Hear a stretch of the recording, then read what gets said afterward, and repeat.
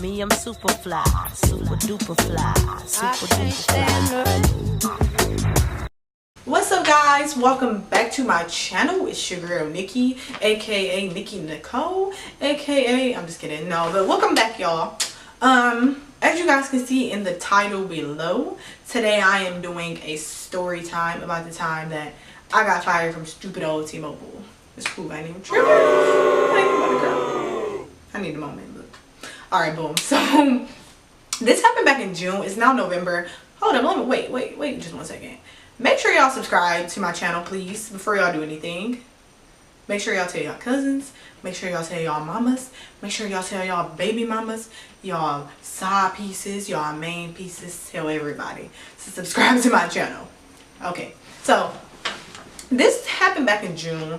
As I mentioned, it is now November, so this was months ago, but I thought that I would just share with you guys because it's kind of crazy. It happened really fast. I literally worked at T-Mobile for like a month. Boom. So I started at T-Mobile because my old job didn't work out, so I was looking for jobs for a while. I was kind of picky about where I wanted to work just because I didn't want to work in retail because I hate retail. I didn't mind working in food, but I couldn't really find anywhere close that I really wanted to work at. So I came across T-Mobile on Indeed.com. I'm not sure if you guys are familiar. If y'all are not, y'all better get hit because Indeed be having all the jobs, like hundreds and thousands of jobs everywhere pretty much you can find. Like, I know I seen some in New York, California, pretty much anywhere in the US you can find a job on Indeed. But anyway, so I came across T-Mobile. I was like, I was kind of turned because I was like, I got T-Mobile. I heard that you get like an employee discount with them. So I was like, oh yeah, I'm about to apply, like, because my phone bill was like $120. So I was like, I can use that employee discount or whatever. So I was excited, like, yeah, I'm about to apply to T-Mobile. So I applied and they didn't call me right back, but I was so thirsty, so I would call them like every day to check my application status. They would tell me that the hiring manager wasn't in and that they would call me back, so I kept calling, and eventually they probably was like, okay, look, she thirsty, let's just bring her in for an interview. So I went in for an interview. I've been in that store before, so I've talked to the people before. They seemed cool at first when I was a customer, obviously, but I went in a few times. I was like, like, cool. So I went up there for my interview. When I walked in, I seen this girl. She was like not really heavy set, but she was like bigger, like kind of like Debo from Friday. So she was like tall, and she like, she was kind of muscular. But I was like, cool. And I'm not judging nobody, whatever. She seemed cool. So 2 people interviewed me. Everybody who worked there was African American. Not that really doesn't matter. I don't even know why I had to point that out, but everybody worked there, whatever, they seemed cool. So I got hired by the store manager, whose name was Jackson, and then I got hired by the manager, like, who was underneath him. His name, I'm gonna call him Alex. So Alex was like my age, Jackson was like 40. So the interview was real cool. I honestly felt like I was like talking to my friends, like I was like, they're cool, like we're all getting along. I liked this, so I was really feeling it. So like during the interview, they were asking me obviously questions like, what is your strengths, and then like your weaknesses or whatever. So obviously I was up in the airline, how you be interviewed, like, I'm good with time management, even though I'll be 20 minutes late, like I love extra work, even though I really just want to stand around and talk to my coworkers all day. But I was up in that thing, like lying, like everybody do an interview. So like over time we're like laughing about everything, like we laughing about like just stuff that ain't even got nothing to do with the job. So that's why I thought that, I don't even know what I has to do with the job, but I was like, this is cool, So they gave me the job. They didn't tell me, and I thought this was kind of weird that they didn't tell me how much I would be making.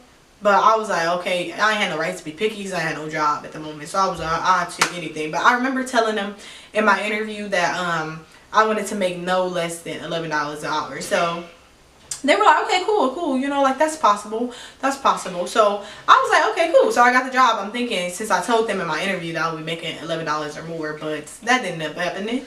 But I'll tell y'all about that in a second. So, it's my first day. So my first day, it took a minute to happen just because the training dates weren't fitting with my school schedule.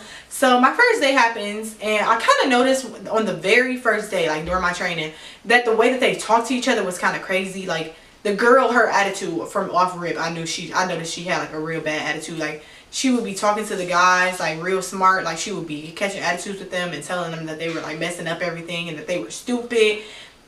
And then I had called Jackson and Alex, which is the hiring manager and the store manager, talking about her like, yeah, she's going to be out of here once Jackson leaves. Because Jackson was in the process of locating to Atlanta, Georgia to work over corporate or some corny shit he was about to do. But he was about to work over corporate or whatever. So they were saying like, you know, like once Jackson leaves, she's not going to be safe, because Jackson has been saving her for years because of her attitude. So I'm thinking, you know, like maybe that's just how she is with guys, you know, like she feels like she can do that because guys can't really hit her or whatever. So I was thinking that to myself, you know, like just as long as she don't say nothing to me, then I don't have any problem with her. She was cool with me until, you know, time goes by. I guess she started getting comfortable, feeling like she can have like little smart comments. And I remember this one day I went up there because I had upgraded my phone. I had a 7 Plus, I think, and I seen this lady come in with the red 8. So I wanted the red iPhone 8. So I came up there on my off day and I'm like, yeah, you know, like whatever, like I want the iPhone 8. She's like making smart comments like, you're thirsty, and like, why can't you just keep the phone? Y'all iPhone users just be killing me. And you can tell she's dead serious. But you know, people like that, I'm just like, whatever, I'm not about to pay her no attention, because she's obviously salty about something. She got some personal issues she needs to deal with, so whatever. So I wasn't paying her no attention, but she's just talking the whole time, and she was so annoying to me. I'm not even gonna lie, like she was annoying because she did not know how to, like, she was like 28, and I feel like when you're at that age, you need to learn how to like control your anger. And she had really bad anger management issues. Like she seemed like she was kind of like a 13-year-old to me, and me and her just didn't click. Like I clicked with the guys. It was one guy there who's, I'm gonna call him Tyrone. Me and him instantly clicked. So me and him were cool, but her, I just couldn't click with her because I just knew she was easily tempered, and I just don't get along with people like that. So, you know, like time goes on. I'm there for like 2 weeks. So Tyrone asked me, like, you know, like he calls me the night when we get off, like, what are you doing tonight? I'm like, well, you know, I'm with my my best friend right now, but what's up? He's like, I can come get y'all. Do y'all want to come out with me? So I'm like, yeah, you know, like, why not? I'll come out. You know what I'm saying? Like, I ain't about to do nothing else. So he came to get us, you know, like, so we go to some bars, we're bar hopping, and she comes. So I'm gonna call her Felicia. Felicia comes with her boyfriend, because bye Felicia. But like Felicia comes with her boyfriend or whatever. So she like comes or whatever, and she's like, she speaks like a little side high, because I always knew she didn't really like me, and not understanding why, but I always kind of knew she wasn't too fond of me, because I wasn't like all loudmouth and like just mean. That's the kind of people she seemed like she kicked it with. But so I was like, whatever. So she comes, I'm like, hey, whatever, you know, she's dancing, we're dancing, everybody's getting along. So Alex calls. He's like, where are you guys at? You guys should come to my apartment. We can all drink. So Kiana, she doesn't really want to go over there with my best friend. She's like, I'm gonna just go home. You know what I'm saying? It's getting kind of late. So I was okay. So Tyrone takes her home and whatever. So now it's just me and Tyrone, and we just go to Alex's, which is the manager's house. So I always thought that Alex was kind of cute. You know, like, he was always kind of cute. The more that I got to know him, though, I kind of was, like, turned off by him, because he took his job very, very, very serious. And I feel like when you're in college, you know what I'm saying? Like, or just in general, always take your job serious. But he just was, like, ride or die, life or death, T-Mobile over everything. Like, so I was like, I wasn't really too fond of that. But, so whatever. So we're at his house. Drinks are going, you know, like, they got some alcohol. So, like, we're in the car. I think they want us to go to Taco Bell. Me and Alex are in the back seat for some reason. Tyrone is in the front seat with Alex's friend. So it's Tyrone, which is the dude I'm cool with, and then Alex's friend in the front seat. And me and Alex, for some reason, in the back seat. I'm not sure why we decided to get in the back seat. But me and him, we just started kissing. So I'm like, I'm not sure. I think he kissed me first. I really don't remember. Maybe I kissed him first. I'm not about to lie. Maybe I did, but whatever. So we kissing. I'm like, oh my God, I'm even thinking to myself in my head, like, what is going on? You know what I'm saying? But at the moment, I was like single, you know, like I wasn't really like talking to anybody. So I guess I started getting like a little crazy. Like, so I'm like, you know, like me and him just in the backseat just kissing, like just going in kissing. So, you know, like I'm like kind of thinking to myself, like, wow, you know what I'm saying? Like, I'm really kissing my manager. So Tyrone and his friend are in the front seat hyping it up, like, wow, you know, I can't believe that this is happening. Like, this is crazy. So that happens, whatever, and that night I remember I just Tyrone, like, just take me home. I really didn't really care too much or feel too bad that I did it, just because, like, I'm grown. You know, obviously I got some liquor in my system. I don't know how to act. But so I had work the next day with Alex. So I walk in, I'm just like, it's kind of awkward. I didn't really know what to say or whatever. So he texts me. We get off. You know, the whole time at work we didn't really talk about it. He texts me that night, like, do you want to meet at Chipotle? So I'm like, you know, I already ate, but I guess I'll come up there and like, do you want to talk? So he's like, yeah, we just need to talk. So he's like, yeah, we just need to talk, you know, about some things. So I go up there. Obviously, he's like, you know, I'm your manager. I'm about to be the store manager once Jackson leaves. I just think if you continue to work there, it's just not appropriate if we are, you know, like messing around or whatever. So I was like, yeah, I feel what you're saying. It's not that big of a deal. I didn't really take it that serious. I feel like we didn't even really need to have this conversation, but that's cool. So, you know, boom, bada bang, that happened. So the next day, for some reason, I woke up that morning, I just knew that it would be my last day. Because the girl up to then, she just kept trying me. Like, she would make little smart comments, and I would ignore her. But I was on the phone with my best friend. I'm like, I feel like today is honestly going to be my last day working here, because I just don't like the vibes. Nobody had any faith. Like, nobody believed in God. Which is like, you know, that's no problem. I'm not about to knock anybody's, like, religion. But the way that they portrayed it was like, you can tell. You know, like, they were very argumentative and just negative and judgmental and mean to each other, and I just did not like the energy there. So I was like telling my best friend, like, I feel like today's gonna be my last day. Like, I don't know why. This was a Sunday, so I'm looking, you know, I get there, I'm asking like, who am I closing with tonight, because I knew I had to close. I just didn't know who other person I had to close with. So I'm asking them, like, you know, like, who do I have to close with? So they're like, Felicia. So I'm like, huh, you know what I'm saying? Like, this is just the worst day, because I cannot stand this girl. Like, and I barely say that about somebody, but her attitude, y'all, was so trash. Like, I have never met somebody that negative in my entire life. Not even trying to be dramatic, but this girl was the hardest person to get on with, and she was so, her attitude was just so trash.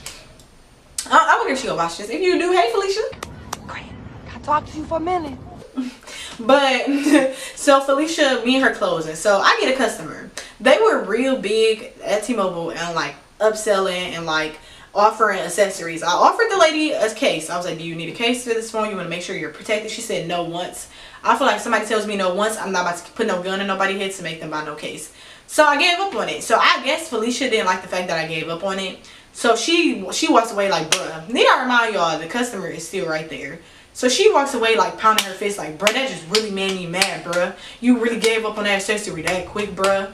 So I'm looking at her like, Felicia, like, you do understand that I have a customer. Like, even the customer's kind of looking like, you know, like freaked out, like, why are y'all doing this while I'm here? So I apologize to the customer. My apologies that she's acting like this. So she's like, if you can't take the heat, get out the kitchen. You already know how we rock around here. And if you're not really to bring 100%, you shouldn't be working here. So I look at her. I'm like, y'all make $9 an hour up in here. Like, I'm not about to let nobody talk to me crazy over no $9 an hour. I understand this is life for you. But, honey, I'm in school. I have a future. Like, not trying to be mean, but get out of my face. So I'm like, whatever. So I'm ignoring her. I hear her in the back, like, yelling and stuff. Like, oh, that just made me mad. So I'm like, bruh, like, what does myself have to do with you? Like, she's like, because I feel like I'm training you, so what you don't do is going to fall back on me. I'm like, I don't really care about what fall back on you. Alex, Tyrone, Jackson, fucking Tito. I don't care about none of y'all Jackson 5 ass niggas. All I care about is my peace and my sanity. And I'm not about to let this job take my sanity, especially for no $9 an hour. Maybe you can be $90 an hour. We can talk at a 0 to that 9, you know what I'm saying?